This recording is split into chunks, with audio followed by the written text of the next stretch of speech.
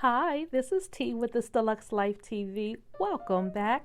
Thank you for spending these next few minutes with me. I am going to show you how this new plant baby, all secure in her new home, was first this string of fish hooks that I am getting ready to bring safely into the fold.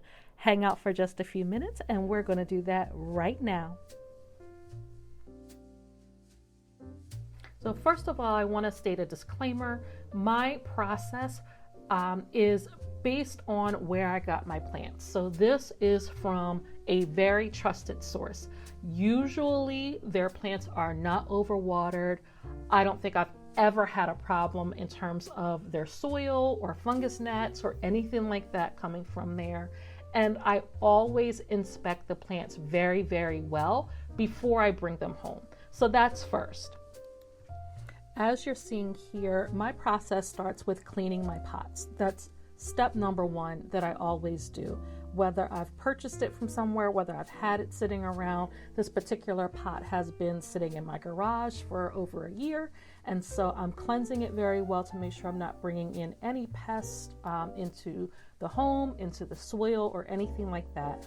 I've also, as I may have stated already, I make sure that I double check the plant itself, the soil for any pests, the leaves and stems. I've looked at that very, very closely, and I'm going to be cleaning that next. But step number one is making sure that I've cleansed that pot, because I do not want those kinds of issues. And just as a quick aside, here's a little tip. I noticed that this pot had like some type of sticky residue inside that I wasn't able to get off with cleaning.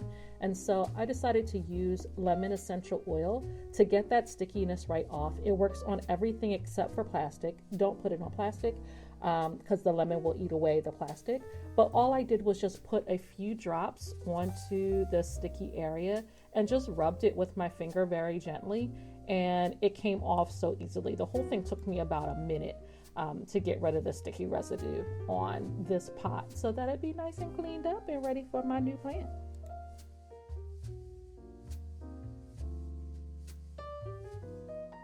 I know that this particular plant source uses high quality soil, so I really didn't want to repot. I did another very thorough visual inspection of the plant, the stalks, the stems, the leaves, the soil, everything, and decided that just thoroughly cleaning the leaves is what I needed to do. And so I'm spraying that down with an insecticidal soap just to be on the safe side in case there's something hiding that I did not know. Spraying that down very, very thoroughly. And then I'm just going to wipe down the leaves from the base of the stalk all the way up through the tip of the leaf. I'm saying stalk, I probably mean stem, but all the way through the tip of the leaf. And I'm doing that one by one, each and every single leaf. So that's my way of being very, very careful. And also soap in general does a really good job of suffocating some very common pests. So I always like to make sure that I hit it with some squirts of soap. And so what I'm doing now is about to pull out some mosquito bits in water. And this is my way of ensuring that I don't get gnats from my soil. I make a potent tea of mosquito bits that have been soaking in water. And then I use a little bit of that to water the soil of my plants. I don't put mosquito bits on the soil because for me, they tend to mold. And so I put it in the water, let it steep. I add a little bit of that to my water pitcher, or in this case, a glass. I'm also going to add a tiny bit of dish soap. Again, I said dish soap helps to suffocate pests. So I add a little dish soap, I swirl it around, and I'm going to just gently water the top of the soil with this mixture. And that will help for me to feel more comfortable that there are no eggs for gnats hiding in my soil. It's really a systemic, so it kills off those eggs, and I rarely have had a problem doing it this way. And I don't have to worry about, molding mosquito bits on top of my soil.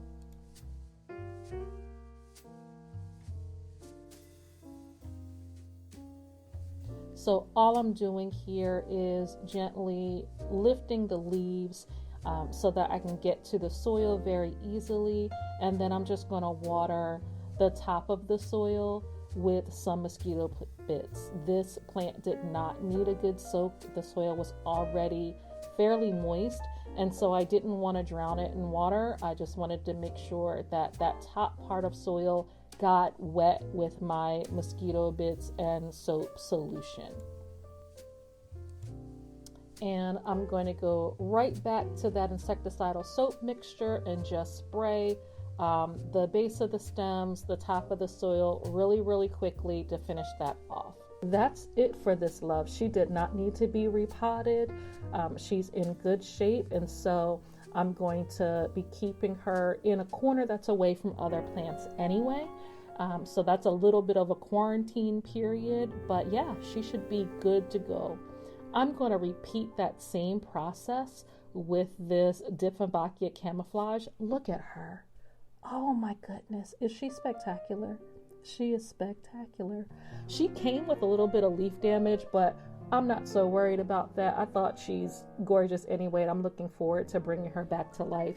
I am here just washing out the cover pot that I have for her. This is woven with a plastic lining inside, which I thought was really beautiful and practical. It was $10.99. I got that from a local plant nursery, a different one where I bought the plant. I've had this in the house for a long time. It's been sitting out in the garage, so I just wanted to make sure that I washed it before I put this baby in.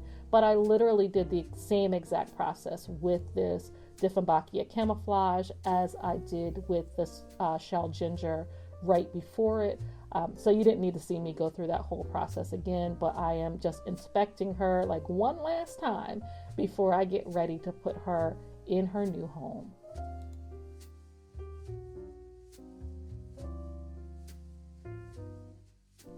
So now I'm getting ready to repot two of my plants in terracotta. They are succulents, but they came in plastic cover pots, so I didn't want to leave them that way. I'm going through the same process, washing my pots thoroughly, and then I'm going to move on to the repotting process.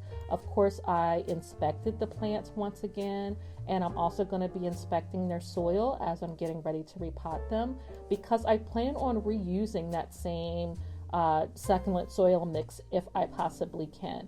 Gratefully, that was the case with this. I saw no pest activity whatsoever with either the plants or the soil. Look at that ruby necklace. Is she not gorgeous? This was a wish list plant for me.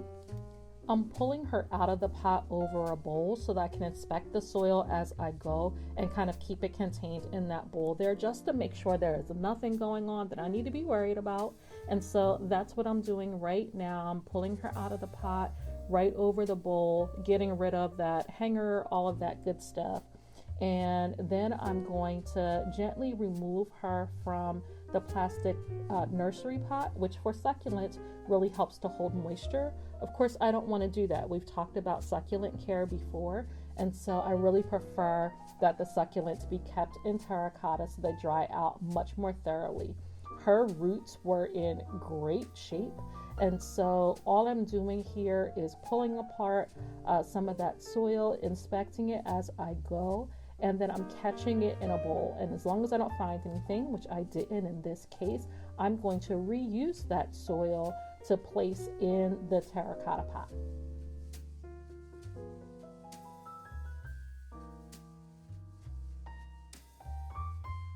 I'm going to use just that plastic pot for just a moment to hold the ruby necklace as I prepare to put that soil into the terracotta pot.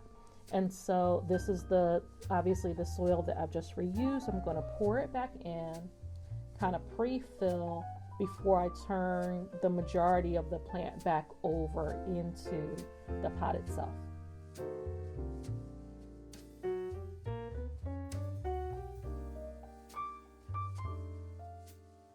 And that's what I'm going to do right now. Since these pots are really equivalent size, really all it's going to take is for me to turn her over and her beautiful roots right into the terracotta that I've pre-filled.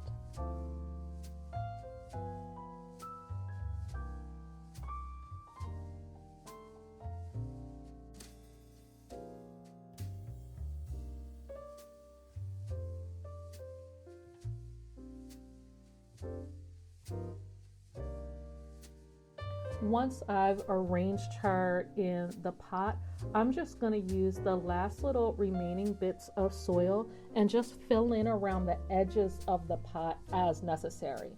So there are like a couple of spots that have, a little bit of gaps. And so I'm just going to gently press some of that soil into those gaps so that she's nice and secure.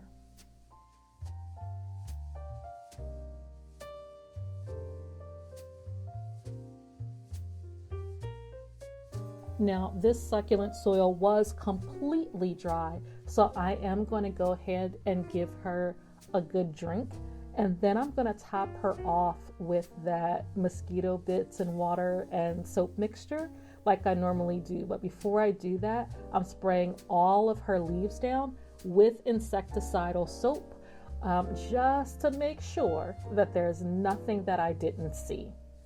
By the way, this might be a little unorthodox, but my version of insecticidal soap is a combination of BioNeem as well as an all-natural non-toxic cleaner called Thieves Cleaner. I mix them two together in a spray bottle, and that's what I use to cleanse my plants in an all-natural way. And she is ready, friends. This is the process that I also undertook for the string of fish hooks that got welcomed home that day. And so whether I'm repotting or just cleaning very thoroughly, this is how I handle plants that come from a trusted source. Now, a non-trusted source, I'm going to totally repot that plant from rooter to the tutor. If you found this content helpful or inspiring, show the like button some love, subscribe, and hit that notification bell. Until next time, find what makes your life deluxe.